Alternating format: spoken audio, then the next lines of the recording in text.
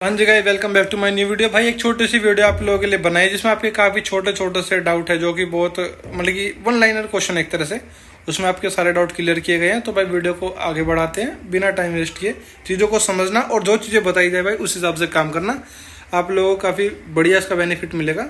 मैं भी वही चीज़ फॉलो करता हूँ, आपको भी बता रहा हूँ। जैसे मार्क्स मेरे आ रहे हैं आपके भी। हाँ जी, तो भाई अपना भाई पूछ रहा है कि भाई जीएस से लूसेंट कैसे पढ़े। भाई लूसेंट से पढ़ने का सिर्फ आपके पास एक छोटा सा तरीका है, मामूली सा, उसको आप दिमाग में रखते हुए उसको पढ़ो। उसका तरीका ये है भाई, सबसे पहले अपने सब्जेक्ट को पार्ट में डिवाइड करो। अब जैसे हिस्ट्री है, हिस्ट्री को 3 पार्ट में डिवाइड करो, उसका एक पार्ट लेके चलो। साथ साथ पूरी मत पढ़ो, एक पार्ट लेके चलो। उसी के साथ जीएस का कोई दूसरा सब्जेक्ट लो, इकोनॉमी लो या जियोग्राफी लो, पॉलिटी साथ में मत लेना, क्योंकि वो फिर एक जैसे दोनों हार्ड सब्जेक्ट हो जाएंगे। तो एक तरफ जियोग्राफी या इकोनॉमी में से एक ले लो, एक तरफ हिस्ट्री का भी 3 पार्ट में से एक पार्ट ले लो। और जो जैसे भारत जैसे होएगा, भूगोल है, अगर भूगोल में करोगे तो विश्व का भूगोल या भारत का भूगोल, इनमें से कोई सा भी एक चीज लेके चलना। उधर वो कंप्लीट, इधर ये कंप्लीट, फिर इधर से दूसरी हिस्ट्री चालू हो जाएगी, इधर से अपना भूगोल को पूरा खत्म कर देना, भारत और विश्व। तो 2 सब्जेक्ट खत्म। उसके बाद अपनी पॉलिटिकल लेना और जियो इकोनॉमी में से जो रह जाएगी उसको साथ में कर लेना। 15 दिन के अंदर करीब करीब आपके चारों सब्जेक्ट कंप्लीट हो जाएंगे। और चीज़ों को धीरे धीरे करके चलो, एक साथ सब चीज़ें याद नहीं होने वाली, ठीक है। भाई मैथ के लिए देखो, मैंने आपको पहले ही बताया, मैथ के लिए सबसे बढ़िया चीज़ आएगी अपने नोट्स पढ़ो। नोट्स को कम से कम 5 से 6 बार पढ़ो। जितने ज़्यादा नोट्स पढ़ोगे, नोट्स का पता होना चाहिए कि ये अच्छा, जैसे सीआई से क्वेश्चन आया, अच्छा ये वाली वैरायटी मेरी कॉपी में इस जगह पे लिखी है। इतनी बार नोट्स पढ़ दो कि क्वेश्चन पढ़ते ही दिमाग में छप जाए आपकी कॉपी में किस जगह लिखा है वो। अपने नोट्स को ज़्यादा से ज़्यादा बार रिविजन करो, अलग अलग बुक पढ़ने से कि भाई मैंने 3 बुक पढ़ दी, 4 बुक पढ़ दी, 5 बुक पढ़ दी, भाई कुछ नहीं होने वाला। एक ही बुक को अच्छे से पढ़ो। मैथ हर जगह सेम मिलेगी, फॉर्मूले सेम है। अब देखो तुम यहाँ से पढ़ो कहीं से, परसेंटेज का प्रॉफिट का फॉर्मूला बदलेगा तो नहीं, वो तरीका वही रहेगा। अपने वैरायटी, अपने क्वेश्चन, अपने बुक, एक बुक रखो, उसी को कम से कम 5-6 बार पढ़ो भाई, उसी से तुम्हें बहुत तगड़ा बेनिफिट दिखेगा। या प्रैक्टिस सेट लगा लो, अगर आपके टॉपिक्स क्लियर हैं तो प्रैक्टिस सेट लगाओ, नहीं है तो अपने ही नोट्स को 5 से 6 बार पढ़ो। भाई यकीन मानो बहुत बेस्ट और बढ़िया रिजल्ट मिलेगा। मेरा तरीका ये था भाई। फिलहाल मैंने अपने नोट्स भी पढ़ने बंद कर रखे, कम से कम भी 1 साल हो गई होगी।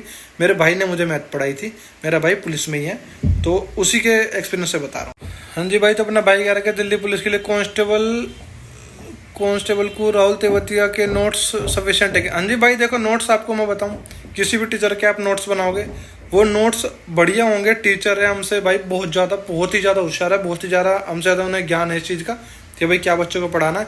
हमें भाई स्टूडेंट हुए हमारे टीचर, ठीक है, पहली बात ये। अब जो वो नोट्स बना दिए, उन नोट्स को भाई 5 से 6 बार पढ़ो, वो सफिशिएंट है। वो सफिशिएंट हमें क्यों नहीं लगते? क्योंकि वो हमने अच्छी तरह पढ़े ही नहीं होते, इसलिए हमसे फिर क्वेश्चन नहीं होते। फिर हमें लगता है कि टीचर के अंदर कमी है। भाई टीचर के अंदर कमी नहीं है, टीचर एकदम बढ़िया है, बेहतरीन है। कोई भी टीचर हो इसमें, चाहे मैथ का हो, जीएस का हो। जब हमने ही चीज़ याद नहीं की तो हम डाटा में या टीचर में हम कमी नहीं निकाल सकते। अपने नोट्स को, अपने बुक्स को, अपने जीएस को, करंट को, जो भी है, चाहे मैथ हो या जीएस हो या हिंदी हो, कोई भी हो, ज़्यादा से ज़्यादा बार पढ़ो भाई, उसका रिजल्ट जब भी मिलेगा, ठीक है। इस चीज़ को ट्राई करने में बार बार आपको सेम चीज़ें बता रहा हूँ, क्योंकि भाई मैं भी यही करता हूँ, तो बढ़िया है, फ़र्क दिखता है एकदम बेहतरीन, ठीक है भाई। इसलिए मेरी बात मानना आप भी। जी भाई, तो अपने भाई ने पूछा कि भाई कौन सी बुक को कितने घंटे पढूं, कैसे पढूं, और भाई ये मतलब सब चीज़ पूछे कि किस टाइम पढूं। भाई देखो ये डाउट ना मतलब पहले भी आया और मैंने पहले भी आप सभी को बताया है। भाई देखो इस चीज़ को आप लोगों को डिसाइड करना है। अब मान लो मैं तो आपको बोलूँ कि भाई ये सब्जेक्ट पढ़ो, और मेरे शेड्यूल में भाई मैथ नहीं है और ना रीजनिंग है। अब अगर मान लो मैथ है आपकी वीक और मैंने आपके शेड्यूल में से हटा दी, तो वो तो फिर नुकसान हो जाएगा ना भाई, फायदे की जगह नुकसान हो जाएगा। तो ऐसा हिसाब बनाओ जो सब्जेक्ट आपका स्ट्रॉन्ग हो, ये लगता हो कि हाँ ये मेरा बिल्कुल बढ़िया है, तगड़ा है, तो भाई उस सब्जेक्ट को बिल्कुल टाइम कम कर दो। या ना भी दोगे ना, 5-7 दिन, 10 दिन, कोई दिक्कत नहीं है, वो सब्जेक्ट आपका वहीं रुका रहेगा। और जिसमें सब्जेक्ट सबसे ज़्यादा वीक है, सबसे ज़्यादा मिट्टी पलीत हो रही है, भाई हमारी भी, मेरा भी यही तरीका, मिट्टी पलीत मेरी भी सब्जेक्टों में थी, अब नहीं है, ठीक है भाई, सॉरी यार। तो भाई जो सब्जेक्ट वीक है उसको ज़्यादा से ज़्यादा टाइम दो, जो सब्जेक्ट स्ट्रॉन्ग है उसको छोड़ भी दोगे 5-7 दिन, कोई दिक्कत नहीं है। ट्राई करना, बेस्ट सोल्यूशन दिया मैंने आपको इस चीज़ का। ये भाई देखो दिल्ली पुलिस के लिए सबसे बेस्ट छोटा सा एक बिल्कुल मामूली सा तरीका है नंबर बनाने का, जो कि अभी तक लोगों ने ध्यान नहीं दिया, पर मैं आपको चलो बता दे रहा हूँ। भाई उसमें तरीका क्या है, सब सोचते हैं कि भाई जीएस पता नहीं कहाँ से आएगी, क्या पूछेंगे, पता नहीं क्या आएगा। स्टैटिक पढ़ो ज़्यादा से ज़्यादा, जितनी ज़्यादा हो सके। 9 से 10 क्वेश्चन वहाँ से आएंगे, 11 भी हो सकते हैं, 12 भी। अब 12 नंबर तुम्हारे वहाँ से बनेगा। स्टैटिक पढ़ते हैं हम कैसे, अब नॉर्मल पढ़ लेते हैं, हो जाएगा, इसी में हो जाएगा। भाई नहीं, 10 से 11 क्वेश्चन आ रहे हैं भाई, अच्छे से पूछेगा वो, और दिल्ली पुलिस की नौकरी दे रहा है वो, ठीक है भाई।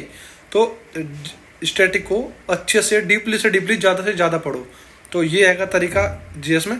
और इसी को ही साथ में करंट अफेयर लेके चलो, 10 से 11 क्वेश्चन, 10 से 11 आ जाते हैं, 9 से 10 भी आ जाते हैं करंट अफेयर। उसका भी सेम यही प्रोसेस, अच्छी तरह डीपली पढ़ के चलो। अब देख लो 10-10 20 नंबर का क्वेश्चन आपका, 20 नंबर का जो पोर्शन आपका यही है। तो भाई इस चीज़ पे ज़्यादा ध्यान देना। बाकी जीएस अपना हिस्ट्री, पॉलिटी, इकोनॉमी सब चीज़ पढ़ो, थोड़ी थोड़ी उससे काम चल जाएगा, पर बाकी इन दो पे ज़्यादा ध्यान रखो ना। भाई पूछ रहा है कि बुक का रिवीजन कैसे करें। भाई देखो, बुक का रिवीजन ऐसे करना, अगर आपके टॉपिक्स, आपके डाउट जितने भी सब क्लियर है तो सीधा जाओ अपने नोट्स पे, अपने बुक्स पे जाओ। अगर आपकी चीज़ें समझ नहीं आई है, या हमने कहाँ से पढ़ा है कहाँ से नहीं, या ये चीज़ यहाँ पे कैसे है, या हमें ये कैसे याद करनी है, तो उसके लिए भाई सबसे पहले अपने टीचर के पास जाओ, वीडियो में जाओ, वीडियो में जाके चीज़ें समझो। उसके बाद अपना पहुँच जाओ अपने सीधे नोट्स पे। नोट्स को कम से कम 6 से 7 बार पढ़ो। कोई भी सब्जेक्ट हो 6 से 7 बार पढ़ोगे, वारे नारे कर दोगे भाई, वारे नारे, कोई भी सब्जेक्ट हो, कहीं से कोई हो कहीं से हो, फिर तुम्हें फर्क नहीं पड़ने वाला। ये बात सच है। तो टीचर से पहले डाउट क्लियर करो, नोट्स को 5 से 6 बार पढ़ो और हवा बना दो सब्जेक्ट को। ये तरीका है, बेस्ट तरीका बता रहा हूँ, बढ़िया एकदम तरीके से हो जाएगा काम। मैं भी तो कर रहा हूँ यार, तुम भी करो भाई, मिलेगा मिलेगा, मैं कह रहा हूँ ना, करते चलो बस। तो भाई हमने एक छोटी सी वीडियो बनाई है यूट्यूब पे, तो आई होप कि सबको बहुत पसंद आई होगी। तो सभी भाई अपने लाइक कर देना वीडियो को, चैनल को सब्सक्राइब कर लेना। एक वीडियो और आने वाली है भाई इसी से रिलेटेड कि यूपीएससी में कौन से चैप्टर को कहाँ से पढ़ना है, किन चैप्टर पर ज़्यादा ध्यान देना है, किन चैप्टर से ज़्यादा क्वेश्चन आएंगे। ये वीडियो आज या कल में मतलब आने वाली है। इतनी सी वीडियो है, वो भी इतनी सी, ठीक है। देख के तुम्हें लगेगा कि यहाँ टाइम भी वेस्ट नहीं हुआ और चीज़ मिल गई बढ़िया। तो भाई उसके लिए अपने चैनल को सब्सक्राइब कर लेना और बने रहना वीडियो में, ठीक है। बाकी सब अपना ख्याल रखो, अच्छे से तैयारी करते रहो।